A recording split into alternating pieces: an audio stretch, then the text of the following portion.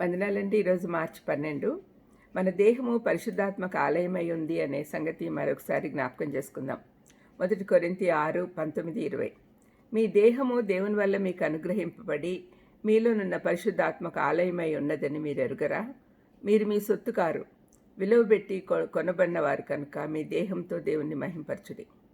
మనం దేవునికి చెందిన వారమనియు మనలో పరిశుద్ధాత్మ దేవుడు నివసిస్తున్నాడనియు చెప్తూ అందుని బట్టి మన శరీరాలను అపవిత్రపరచుకోకూడదని పౌలు అంటున్నాడు. మనం మారుమనసు పొందినప్పుడు పరిశుద్ధాత్మ మనలోకి వచ్చి అక్కడనే నివాసం ఏర్పరచుకుంటాడు. అందుకే ఆయన వచ్చాక మన శరీరం ఆయన సొంతం అవుతుంది. క్రీస్తు మరణము మనలను పాపం నుండి తప్పించింది, కానీ మనం రుణపడి ఉన్నందున ఆయన సేవ చేయాల్సి ఉంది.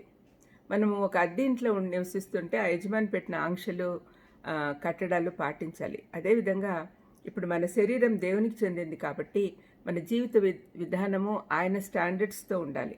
మన శరీరము దేవుడు నివసించే స్థలము అని మనం గుర్తిస్తే ఆ తర్వాత మనలను మనం సంపూర్ణంగా ఆయనకు సమర్పించుకోవాలి.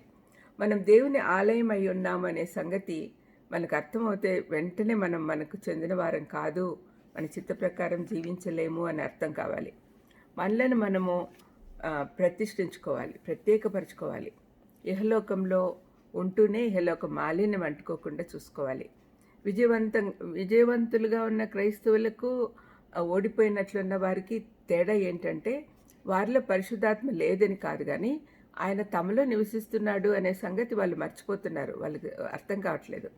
అందుకే కొందరు ఆత్మీయంగా ఎదుగుతూ తమలో పరిశుద్ధాత్మ ఆధిపత్యంను అంగీకరిస్తారు, కొందరు వారే యజమానులు అనుకుంటారు. మనము పాపులమని గుర్తించితే పరిశుద్ధ మార్గంలోకి వెళ్ళే మొదటి మెట్టు. తర్వాతి మెట్టు పవిత్రీకరణ. మన జీవితంలో సమస్తం ఆయనకు సమర్పించుకొని ఆయన సంపూర్ణ ఆధిపత్యం కిందికి వెళ్ళే రోజు రావాలి. ఏమాత్రం దాచిపెట్టుకోకుండా అన్నీ యేసుప్రభుకు అప్పచెప్పుకోవాలి.